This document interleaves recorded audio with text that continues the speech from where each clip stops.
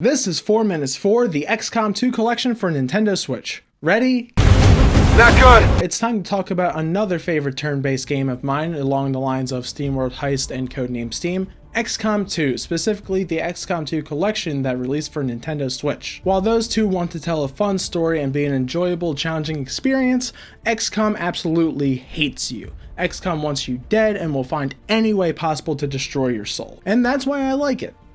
Most of the time. The XCOM series is about aliens invading Earth and an elite force known as XCOM tasked with stopping them and saving the world. XCOM 2 interestingly takes place in a universe where you failed the previous game XCOM Enemy Unknown. So, statistically this is more likely based on how brutal those games are. The gameplay is split between two sections. One is the main gameplay on the ground, controlling your soldiers as you take out aliens and play through missions. The other is base management, where you upgrade your gear, get resources, pick missions, and customize your soldiers, among other things. One of my main problems with Enemy Unknown and base XCOM 2 was that scanning in between missions became a little boring in the late game. But War of the Chosen adds a new set of activities and predetermined missions that add a nice structure to the whole game. It never feels like you're just sitting around anymore. So with the collection, you get the improved flow of the session, the better customization than Enemy Unknown, helping you get invested in your soldiers, new unit types that add different layers to the combat, and the core XCOM experience, fighting to stay alive and not be outpaced by the alien threat. There's a pretty insane amount of weapons and equipment to build and different ways to organize your base that adds a really fantastic layer of replayability to the game. It's the nitty-gritty moment-to-moment gameplay on the ground that really elevates this series. With the variety of objectives and maps, there's a constant sense of urgency and thinking on the fly, trying to balance immediate response and thoughtful planning. And throwing a wrench in your whole plan are the aliens. The variety of enemies is great, and it feels like there's an evil you on the other side who's constantly upgrading them to try to outdo you. And that's not including bosses like the Chosen. Successfully navigating one of those fights without losing a squad member is blissful. But for as much love as I have for this game, there's some stuff in it that drives me nuts. I can't go any further without talking about the sometimes awful, soul-crushing, and unfair hit percentages this game inflicts on you. I'm talking about 80% chance to hit misses or leaving an enemy alive with 1 health just to ruin your day. So yeah, with those infuriating misses and random one-shot kills from enemies like the Stun Lancers who can run across the damn map to kill you,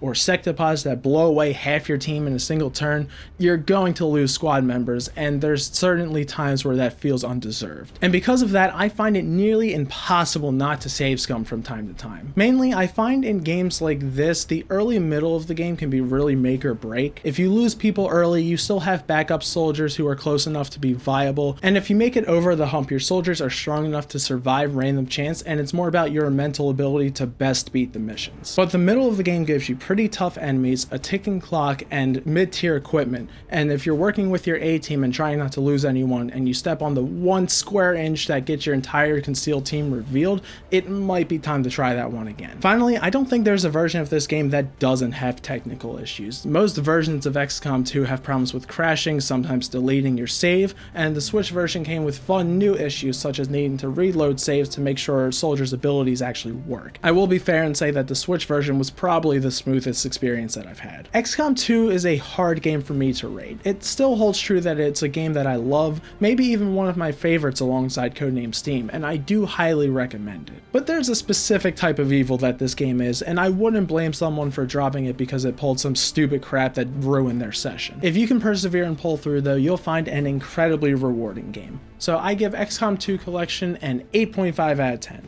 And done.